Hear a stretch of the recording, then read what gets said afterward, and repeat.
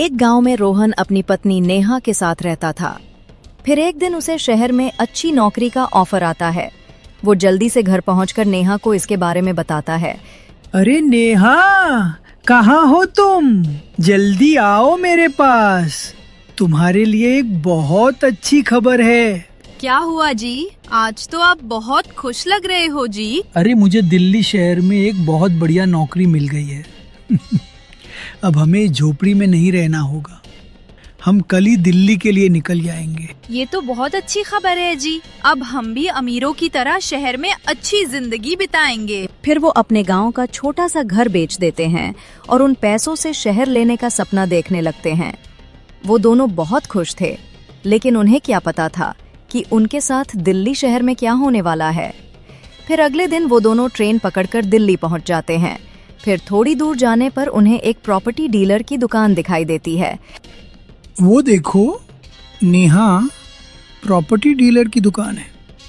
चलो वही चलकर पता करते हैं। फिर वो दोनों रिक्शे से उतरकर उस दुकान के अंदर जाते हैं। वहाँ उन्हें एक प्रॉपर्टी डीलर मिलता है। हेलो सर, हम जबलपुर गांव से आए हैं। हम एक मकान की तलाश है। हमारा बजट थोड़ा कम है। क्या 5 लाख में कोई घर मिल सकता है? अरे यार, इतने कम पैसों में इसे कौन सा मकान दिखाऊं? इतने कम पैसों में तो कुछ भी नहीं मिलेगा। हम क्या करूं? ग्राहक को खाली हाथ भी नहीं जाने दे सकता। हम एक काम करता हूं, इन्हें वो वाला घर दिखा देता हूं।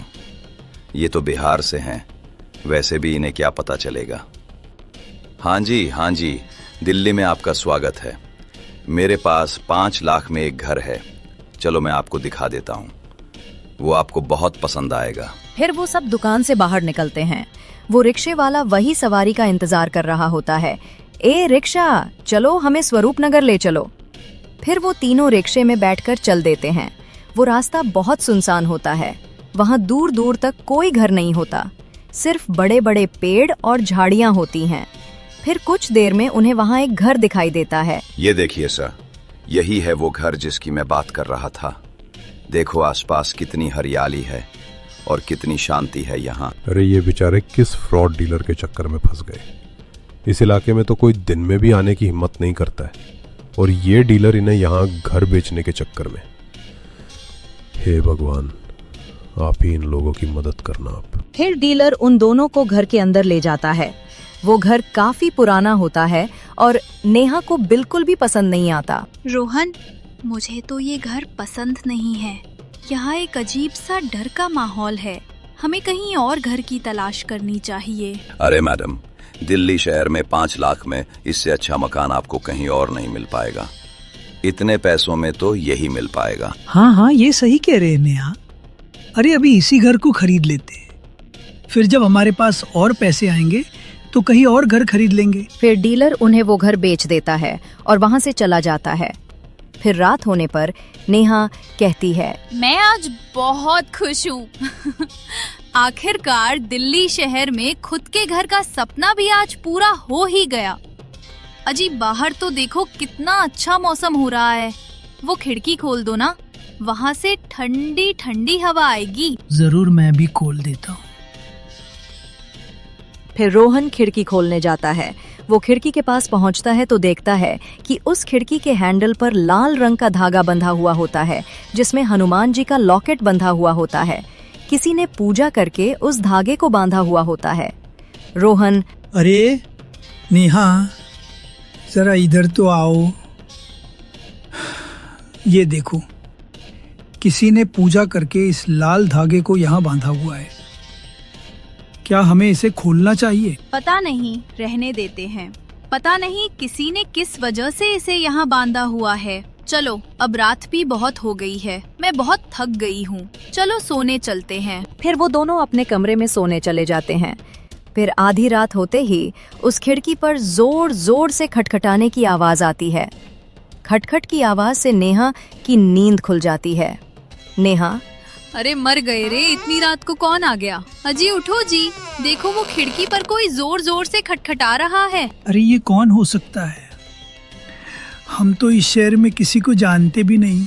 तो भला इतनी रात को हमसे कौन मिलने आ सकता है? तभी जोर जोर से खिड़की हिलने लगती है। कोई बाहर से बहुत जोर जोर से खिड़की को पीट रहा होता है।